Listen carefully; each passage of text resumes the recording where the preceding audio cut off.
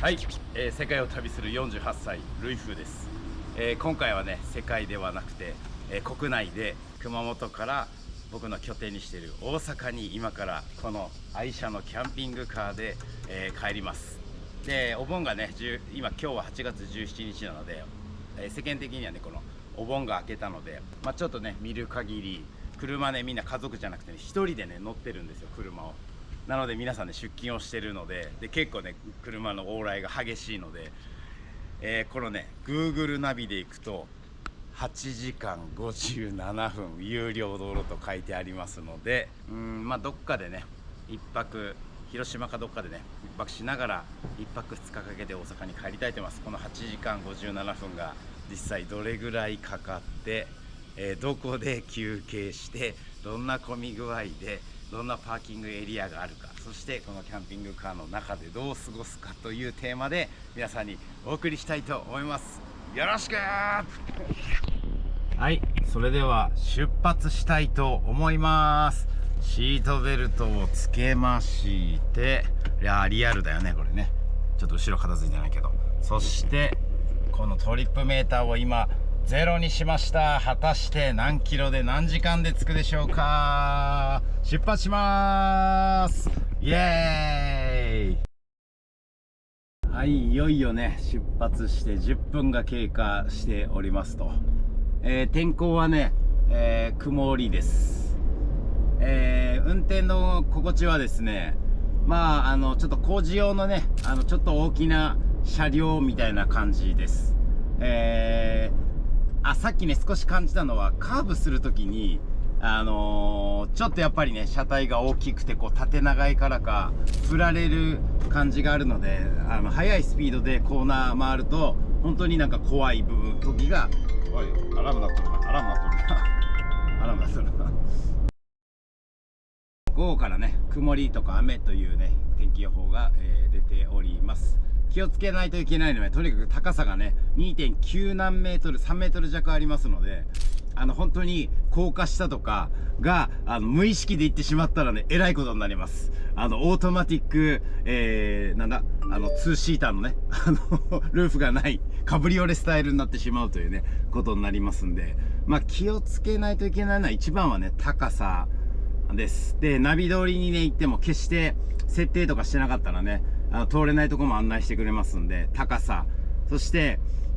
高いのでちょっとしたね木とかが当たらないと思ったらザザって当たったりとか、看板とかもね気をつけないといけないかなと思います。で、普通より少し長いのでね、思ったよりね小回りは効きますけど、やっぱ内輪差とかあるのでコーナリングはね気をつけないといけないから。あと長さがね、前はねもうすぐ見えるし、前を見るねミラーがあるので全然大丈夫ですけど、後ろに関してはもう何一つ後ろが見えません。そして、とにかくね後ろが思ったより長いので、一応ねバックモニターが、こうやってねバックモニターが、ありますけど、すごくね分かりづらくて怖いです正直なので、ね、実は僕納車して、じゃあ飯食い行こうかっつって1回目のですね25メートル先の、飲食店で実は後ろをねもうぶつけたという1回目からですよという経歴が、ございます。あとはねちょっとこのミラーがね普通のやつより飛び出てるので、ちょっとしたものに当たりやすいとかは気をつけないとねいけないかなと、思います。8時間40何分っていうね、だいたい9時間なのでだいたい9時に出たとして、夕方ノンストップで行ったら夕方の6時に着くわけですよ。でも間違いなく疲れるので、休みで、特にねズームのお仕事もね入ってますし、どうだろうな、予想つかないけど広島とかで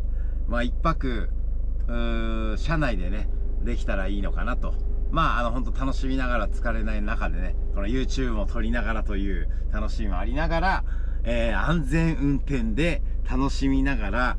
実証テストをねしながら、皆さんにお届けしながら一緒に大阪まで帰りましょう。はい、出発してねまだ15分ぐらいですね。あそこの看板は熊本インターチェンジから乗りますので、国道57号線を右折します。ゴールデンウィークじゃないや、お盆がね明けたので、皆さん車を見るとね、ほとんどの人は昨日までは家族連れで乗ってましたけど、今日はね一人で乗られて、お仕事に行ってる方たちが多いという印象を受けます。それではね、あとねガソリンがね入ってませんので、ガソリンを入れたいと思います。熊本インターチェンジから乗ります。ここがね、上りと下りで、右がね鹿児島宮崎、左がね福岡という、登っていくのはねこの左側で、北上していくという形になります。安全運転でいきましょう。はい、とりあえず、運転ねまだ1時間も経ってないけど、山川インターに着きました。こちらはねもう福岡県となります。ほんまかいな、佐賀かな。とりあえずね今からズームミーティングがありますので、準備をねしたいと思います。はい、電波状況大丈夫ですか？はい、どうもお疲れ様です。はい、よろしくお願いします。はい、ありがとうございました。失礼します。ポチ。はい、ズームミーティングがね、終わりましたね。気分いいですよね。こうやってね、こう車内でズームミーティングをしております。こんな感じでクーラーね入れてちょっとジャケット着ましたけど、十分ねズームミーティングができるお部屋じゃないでしょうか。今ね山川インターなので、休憩もね今できましたので、運転再開したいと思います。はい、関門海峡でございます。下関まで 2.4 キロ、こうなっております。こちらがね西側でございます。こちらが東側でございます。関門海峡ですね。今、高速道路で行くとねメカリを、通過したところです。山口県に入りました。県境、はい、無事にね、入りました。今、何時かというと1時なので、4時間ぐらいかかってますかね。途中で1時間ぐらいはね休憩しましたので、こっちのねサービスエリアがありますので、ここで休憩したいと思います。第一陣運転お疲れ様でした。はい、水戸サービスエリアに着きました。結構ね疲れました。でもねまだお盆休みの人がいるんでしょうね。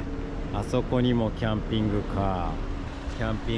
ボーダーバンクスというでかいやつ、あれ行っちゃったかな、あれ行っちゃったか。そして僕のキャンピングカーが向こうにあります。あ、行っちゃったな。今ねここだけでも3台のキャンピングカーがねおりました。それでは、今からねランチをしたいと思います。残念ながらねこのフグの辛みのやつは全部完売です。はい、水戸からそば1200円。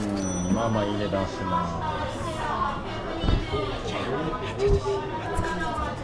はい、それではいただきましょう。イエーイ。あ、美味しそうだね。やば、瓦だから熱っ。熱い、これ瓦だからめっちゃ熱い。イエーイ。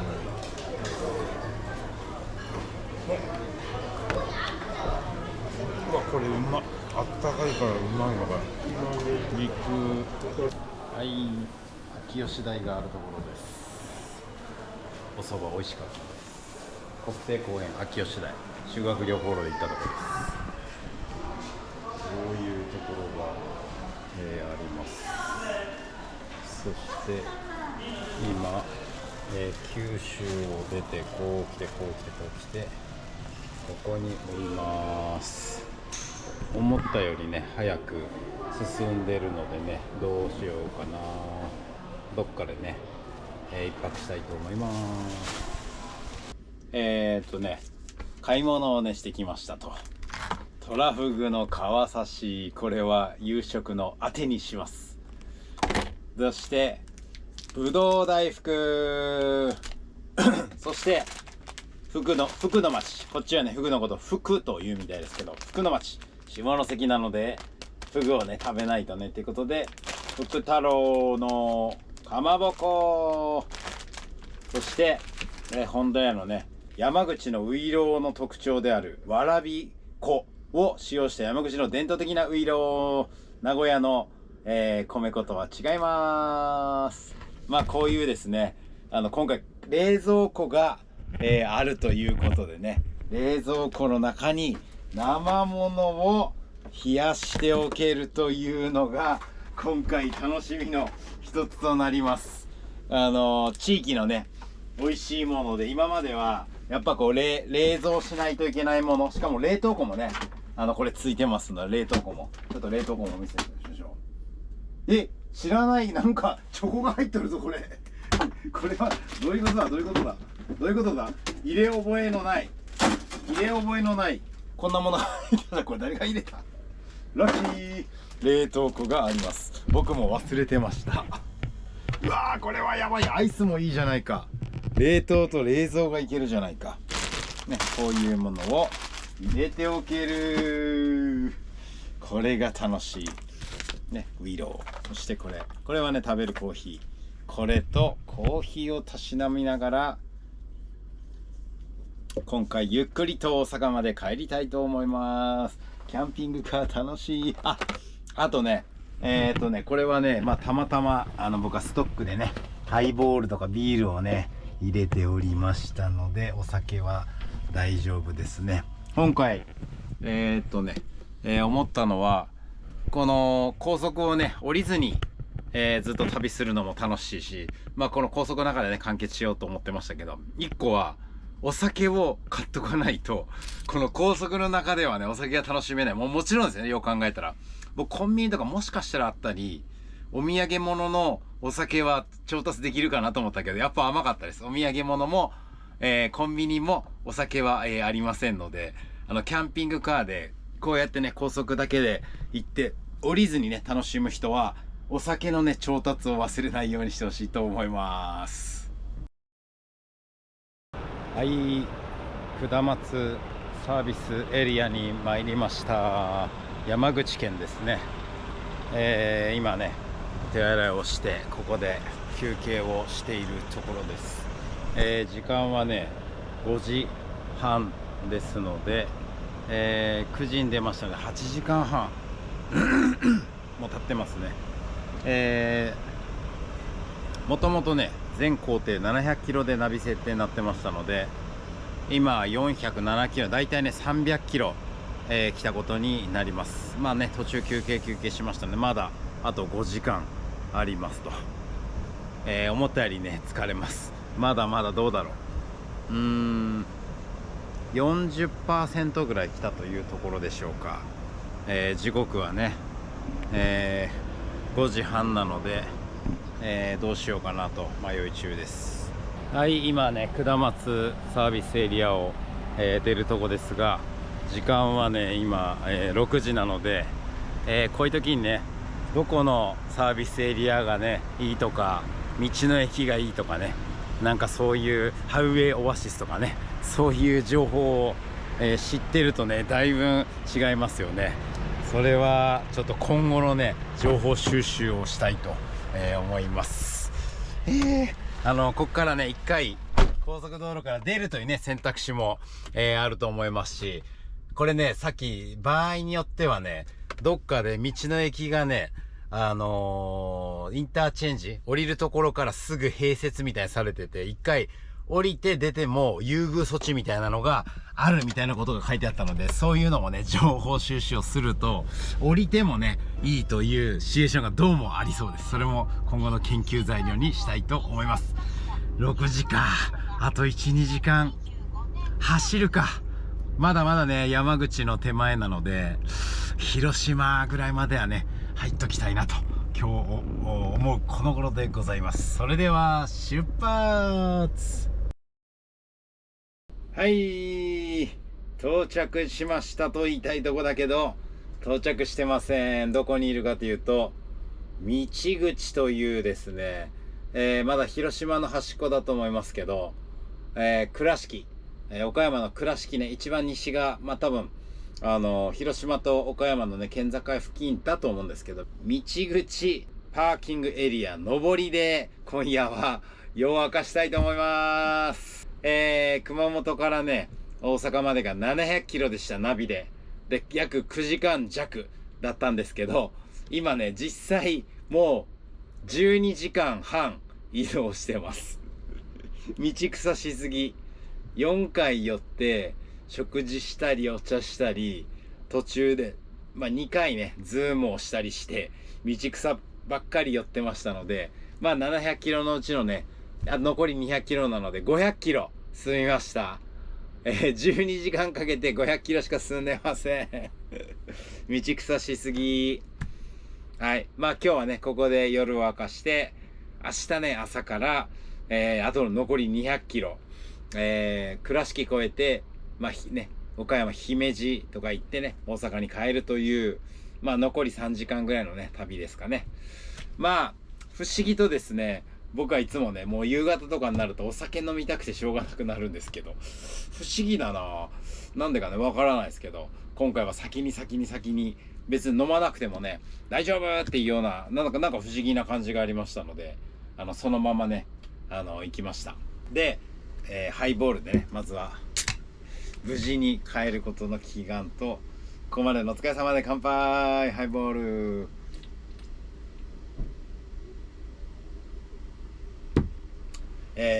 しっかり冷えてます。まあ、思ったより進まないということが分かりました。で、あと、やっぱり高速の中だとね、お酒が買えないということがあるので、やっぱ早めに乗る前に、買っとかないと大変なことになります、お酒好きには。で、あとは、まあ、いろんなところね、今回も、これどこだったかな。さっき言いましたけどね。まあ、ウイローですよね。これは山口のかな、ウイロー。で、もみじまんじゅうじゃないけど、なんていうのかな、かばじゃないな、なんとかもみじっていうね。秋もみじか。これね、美味しいらしいんですよね。はい。そして、トラフグ、山口。これもフグのちくわ。そして、広島なんでね、牡蠣のアヒージョという感じで、まあその土地土地のね、名産を買いながら酒のあてにして、最後運転して頑張った最後を、このお酒を飲みながら、あてを食べながらね、乾杯するっていうのも、なんかおつなもんだなと思いました。まああとね、これ地元のお酒とかがあったりするとまた面白いと思います。まあ一回どうしてもね、そのまま行った方が料金が安いとかいうのもあったりね、ちらついてしまいますんで、降りませんけど、まあちょくちょく降りながらとか、道の駅に、行く、道の駅に泊まる、RV パークを降りて探す、温泉に泊まるとかね、いうのも、まあ面白さじゃない。まあ第1回目ね、今回はこのパターンで良かったと思います。で、サービスエリアとかね、パーキング寝るときは、インターネットでもね、書いてありましたけど、やっぱね、トラックがエンジンかけっぱなしで寝たりするとか、あと、往来が激しいとこだったり、トイレの往来が激しいとこだったら、やっぱ人がね、徐々降りたり、声が聞こえたりするので、その中でも、パーキングエリア、サービスエリア、人がいないところを探すことや、その場所の中でも、どの駐車場に行くかによって騒音とかね、快適な環境が違うのかなということが、勉強になりました。こうやってね、考えるとね、やっぱちょっとね、騒音が聞こえるんですよね。まあそう考えると何もない森の中とこのシーンとしてるとこよりも、ちょっとやっぱ音が気になるっていうのはまあ勉強になりましたね。はい。まあ何より美味しいものを食べながら、酔っ払いながら、今日はここで寝まーす。イエーイ。はい、夜もね、12時を回ってお酒も結構いただきましたので、寝たいと思いますが、今回はまだ1回も寝たことない、この運転席の上のスペースで寝たいと思います。はい、ここはね、横は190センチね、こっちが190センチぐらいあって、こっちはね、多分180ぐらいあるのかな。ここはね、広いと思われます。しかも、これをね、引き出すことで、そしてこれをこうやってすることでさらに広さが増しますと。でここにはね電気が、ベッドサイドのね電気がありますので、本日はここで寝たいと思います。皆様おはようございます。今ここの倉敷の手前のここにいます。ここから岡山を通って、姫路を通って神戸抜けて大阪に帰りたいと思います。時刻は7時17分です。おはようございます。一泊ね、あそこの車のあれで一泊させてもらいました。ね、音がわかると思うけど、エンジンをねかけっぱなしのね、トラックの横だとね結構ね音がうるさいので、夜中にねちょっと移動して、一般の車のとこはねほとんどエンジンつけっぱなしじゃないで、あそこで寝ました。今から缶コーヒーコスタ缶じゃないけどねいただきたいと思います。気持ちいいね朝は。失敗した。これねガソリンのランプをね私は不覚なことに見てませんでしたので、もうね次のガソリンスタンドまで35キロあったので、もうトライしようかと思ったけど、まあガス欠したらねシャレにならないので、加古川で降りてしまいました。ミス。しっかりガソリンのメモリーは、チェックしましょう。はい、急遽加古川インターで降りましてガソリンを満タンにしました。計算をねしてみましょうと、604キロなんですね。604です。604キロを、604キロですね。604です。何キロ何リッターだったかというと75リッター割るの75は果たしてじゃーん8リッター8という計算になりました。まあまあですね、まあ参考までにね、162円か。まあまあディーゼルではいい価格じゃないでしょうか。リッター8ということでした。ガソリンが軽油が入って一安心。それでは今加古川のねもうせっかく来たんでねモーニングしていきますんで。いいね加古川のねカフェで地元のねおじいちゃんたち、平均年齢おそらく75歳ぐらいだったと思うんですけどの中でコーヒーモーニングセット350円を頂戴してきました。かっこいいね。こいつで最後新大阪まで帰ります。あと1時間ぐらいかな。でねせっかくなんで車内をお見せしましょう。後ろはね結構ね内装がねシックでいいんですけど、実はね前に関してはこれダイナっていうあれかなベースの車で、どちらかというと工事車両っぽいそっけないデザインですね。これは全く後ろから想像すると前はね何のシャレっ気もないので、ここもうちょっとどうにかならないのかなと思うぐらいそっけないですね。バックモニターがね結構いいのがついてて、ここにはドライブレコーダーがついてます。でねカロッツェリアの、ナビがついておりまして、ほんとねはい、こんな感じでねよくある商業車的な感じのものが、あります。でここね ETC カードが入っておりまして、これはねバッテリーのメインとサブを下痢変えるやつです。でメインスイッチがね電源後ろのやつはここからでも、おーい曇りかー曇りかメインスイッチで、あとねこれが、ミラーをね畳むやつなのでこういう風に、なりますと。汚くて申し訳ないですけど、はい、ここはねカップホルダーが、あって、僕はね財布とか置きやすいスペースとなっております。でここねカップホルダーが、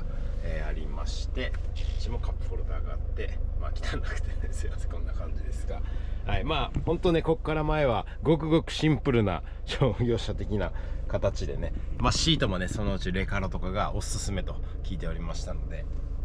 まあ前はこんな感じです。無事着きましたー疲れた。朝のね9時に出て、結果的に今は、11時半なので、26時間半かかりました。で、面白いのはすごいんだよ、見て、700キロジャスト、しかも点ゼロやばくね。はい。で、この車ね、乗って分かったことは、こうやってね、こういう感じでね、運転ができるので、縦じゃないんですよね。普通のハンドルどっちか縦寄りじゃないですか。これ結構寝てるので、そういう意味ではね、こうもたれかかって、こうやって運転できるという、まあ長距離にね、向いてるなということが、分かりました。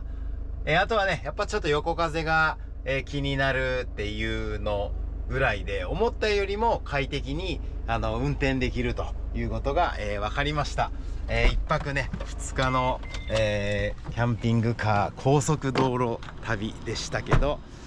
無事に終えることができました。お疲れ様でした。僕の愛車。やっぱりキャンピングカーライフ、まあ実際ね今回1060万しましたけど、まあ正直1060万以上のね価値があります。もうね事務所を借りたのもと一緒だし、まあ遊びにしても、宿泊施設と考えて、移動手段と考えたり、満足度考えても最高の一台と、出会えたというふうに、これは自信持って、言える一台となりました。皆さんキャンピングカーライフ楽しんでください。それでは寝たいと思います。いいね。こっからもね電気がポチッとね、ちょっと部屋が汚いのがバレますが。